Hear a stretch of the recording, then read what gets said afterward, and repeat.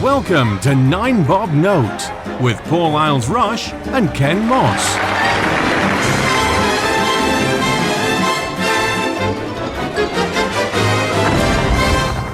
Hello everybody, this is 9 Bob Note and I'm Paul Isles-Rush. And I'm Ken Moss. I don't know why I've started doing it like that. It's really fast. Let's get through this. I can slow it down in post, don't worry. What are we discussing this week? Bad dates. Oh my God. Welcome to a feature-length episode of NBN. I thought this would be a bit... This was inspired, and although it's not really a very funny story, but I thought, well, I wonder if Ken's been on any days, wasn't it? So this is a story from Pink News. The headline: Alleged cannibal murdered an 8 man he met on hookup app. Wow, the rules on Tinder have really changed. Yeah, so this guy, and obviously it's not funny because someone did get murdered and cannibalised, but we can laugh about it now. Yeah, it's what he would have wanted.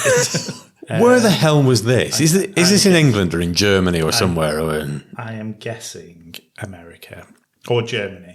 I don't know why all cannibals are supposedly... And there was somebody years and years ago, I think he got... In fact, I think it was a real thing because they made an IT Crowd episode sending it up. But some German guy put an advert in a paper somewhere saying, you know, I'm after somebody to come round to kill and eat voluntarily.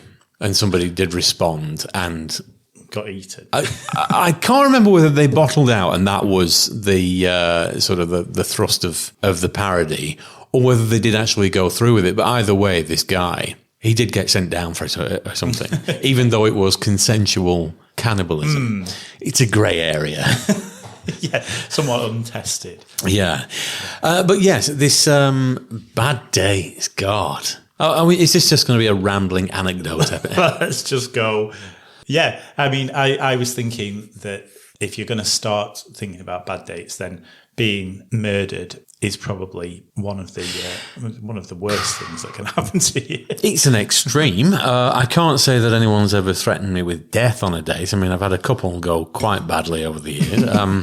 The one that always leaps to mind is a girl I'd got chatting to on an online dating site several years ago now, but perfectly polite, you know, nice conversation, funny, pictures look very pretty. What actually turned up was Jocelyn Wildenstein. There'd been a bit of work done in the intervening years, and it was a plastic surgery nightmare. That was a bullet I was happy to dodge. Did you actually go through with the date, or did you just turn around as soon as... Well, fortunately, we were due to go for a date on the Saturday, and she was passing by on the Friday and said, I should pop in for a coffee. I'm bloody glad she did. And so it was... even though it was actually in my house, I could get rid of it and never had to be seen in public at all.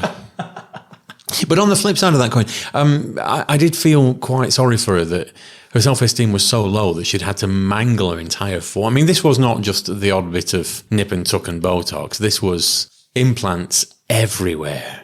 Right. Horribly applied fake tan extensions, lashes, breasts, cheeks, both upper and lower cheeks had been augmented.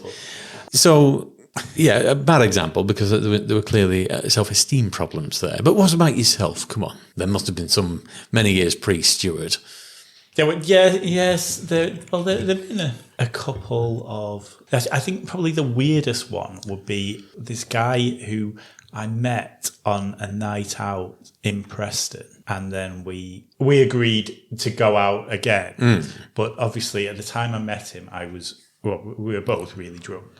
And so I couldn't remember what he looked like or anything about him. So then when we met up the next time, he wasn't my type looks wise, but I probably wasn't his type either, but he was just so boring.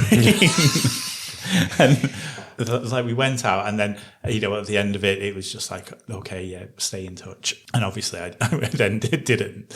Being the nice guy that I was, I just stopped replying to his messages. You ghosted someone? Him. God, you're the worst kind of scum. But then because he knew the kind of places where we would go out when we went out, he would just turn up.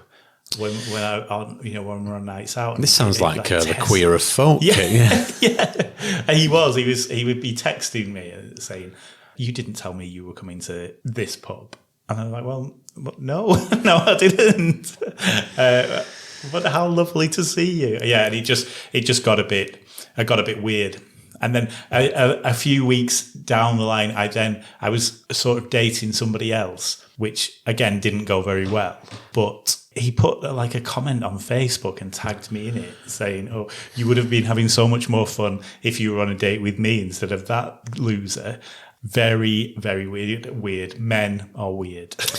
We've all had unflushable dates. I have had the hideous misfortune to find myself online dating on and off over the past few years, and it's an odd world. I will say that much. The one thing that I found more than anything else is that if you go on a date with someone and they're not for you, the reactions can be quite extreme when you let them down. I've had somebody screaming down the phone at me furiously that I led her on. This is with no inappropriate behaviour, I hasten to add.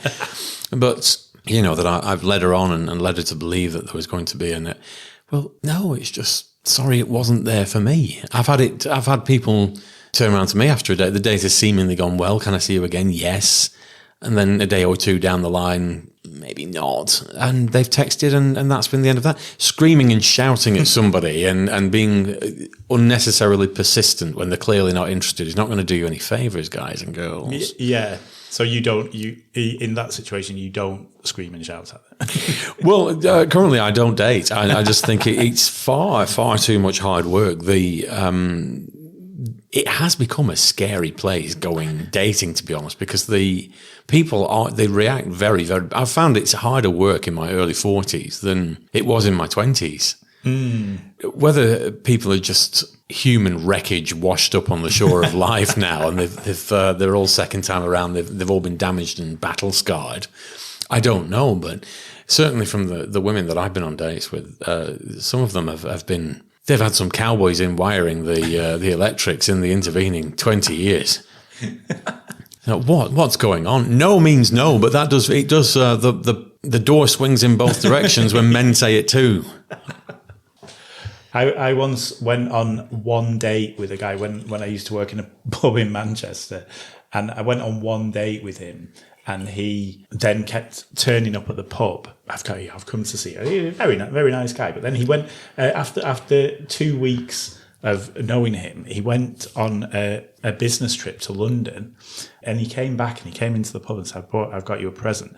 And he bought me this bracelet, like a solid silver bracelet. But, like solid. It weighed about a ton. It was absolutely huge. And he was like, I bought you this. I was like, oh my God, that is not anything that I would ever wear. But then I thought it obviously must have cost him. I mean, I don't know how much it cost him, but he'd spent some money on it. And it was like, well, I don't know. I don't know what to do. I don't actually. I think I did sort of say, look, this isn't happening. And I gave him his bracelet back, but it was just like, like really awkward.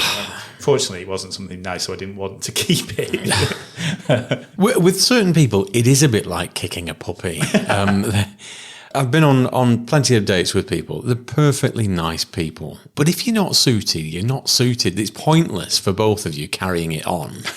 If this is nice and it passes the time, but if there's no fireworks there, or you know in your heart it's not going to go somewhere, leading someone on is far more cruel than just saying, look, it's jolly good fun, but unfortunately, I think we should call it a day here, yeah. And the advice that I would give to you, boys and girls, is when somebody says that, take the hint.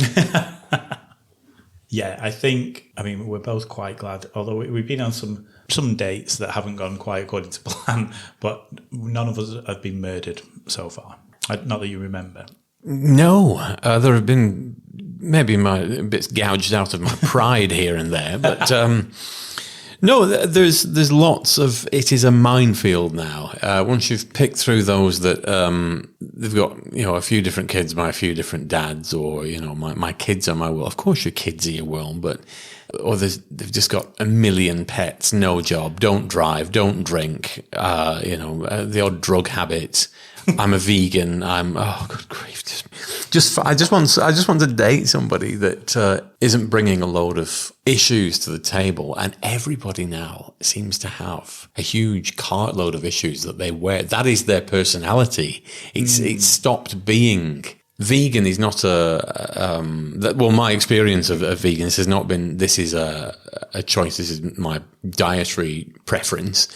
I am a vegan is sort of proclaimed as if that's my race. Just for everyone, all the singletons out there, vegan is not a personality trait. Yeah, there's a reason why some of you are single. So yeah, not to pour scorn on people, but bad dates, this should be outlawed. It's the most awkward situation I think you can be in, where you get chatting to someone, or like yourself, you arrange a date with somebody drunk, and we've all done it. And then the second meeting it's not quite how I remember this, or the cold light of day. So it's sort of exempt from the feather or not scale of bad dates. You can't. Yeah, maybe we could skip the feather boas. Yeah, good dates get lots of feather boas. Bad dates, not so much. Yes, I think one that I would like to cast into the bollocks. I think I blocked her. Yes, regrettably, it'd be down to you. So if we're not going to get the feather boas out, what have you got for us? Well, I think it's time to launch yet another new segment, Ken. This one is where we look at the people who shouldn't be allowed on social media in what you like to call Twitter twatter.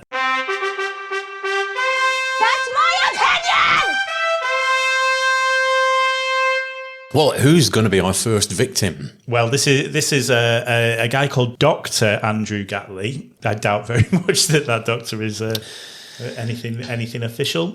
This in response to, I don't know if, again, starting from a very serious story and making light of it, but the guy in Portsmouth the other week who stabbed... Oh, the stabbing guy, yes, the incel. Oh, now, I did look this up. What does incel mean? Involuntary celibate. You mean you're not getting any sex? Yeah, or losers as well. I mean, cutting across that, the guy, not a mirror or a comb in his house, clearly. No. And but obviously it's the women who are to blame. Obviously. For not wanting to date him. But so in response to this story, this Dr. Andrew Gatley has put, feminism has led to young boys feeling unwanted. An easy solution would be to ensure that no man between 18 and 15 is single. Make sure that women available are given to these men. Are you taking the piss? That's his solution to young boys feeling unwanted, because obviously the feminism is what led to this guy being unwanted, which led him to stabbing a number of people or shooting a number of people. So yes, thank you, Dr. Andrew Gatley. You're our first Twitter twatter, and I think you'll agree, rightly earned the title. It's difficult to know what to say. Are you completely insane? You give them to the boys, feed them. What on earth? They're not involuntary celibate. I mean, I remember seeing a picture of this guy whose name I cannot remember. But yeah, incel, I remember somebody compared it to Excel. Oh, yeah. Neither of them are having their boxes filled. But there's involuntarily celibate, and then there's just a gross lack of personal grooming that probably puts people off. Note to all of you out there, not shaving and wearing a black T-shirt is not slimming, or nobody's fooled by this. Going out stabbing somebody because you can't get a shag, it's a touch. In fact, it wasn't. Didn't he blow away his family or something? It was guns. Wasn't it? Where are these people getting these weapons in England? It's not like they'd given him a gun license for the local shooting range or something. I mean, this is fairly tightly controlled. So where had he got this Magnum or whatever the hell he went and blew away his own parents with, and then a couple of randomers in the streets who said, "No, just a minute here, you can die too." And then I'm not being the only one left out again. I'll kill myself. These people have just got screws loose, giving the Dr. Garfield or whatever your damn name is. Yeah, we've got a surplus of spare women, haven't we? 15 years old? Yeah, just give him to the... It's an easy solution, as he says. Thank you, Dr. Andrew. Twitter is just like a poultice for drawing out bad people. Where are you people hiding? Anyway, bollocks to this. What's our last segment tonight?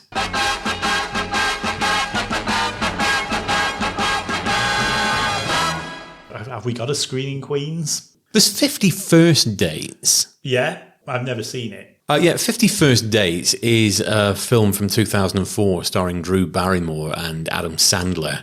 And the précis is Henry, a vet, falls in love with Lucy, who suffers from short-term memory loss. Lucy can never remember meeting him, so Henry has to romance her afresh each day and pray that she too loves him.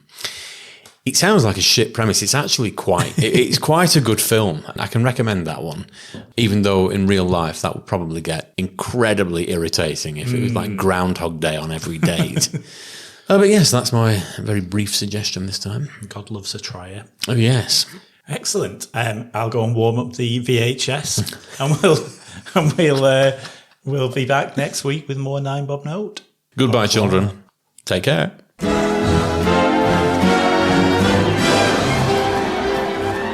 9 Bob Note featured Paul Isles Rush and Ken Moss. Title music was by Mark Shyman, and the program was produced by Maverick Productions.